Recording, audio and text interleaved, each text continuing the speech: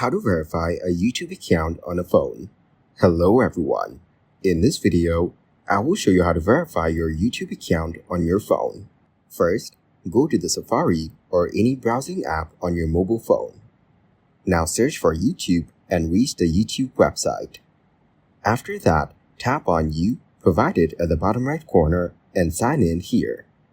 To sign in, hit the sign in button and verify yourself. Next, select your email and enter the password.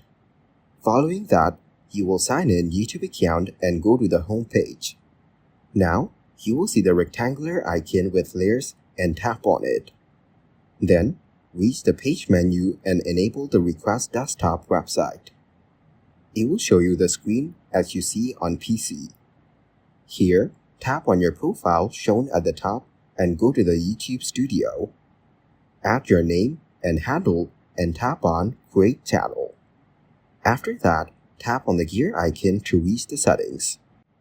In the next step, verify your account to use the intermediate feature in the channel area.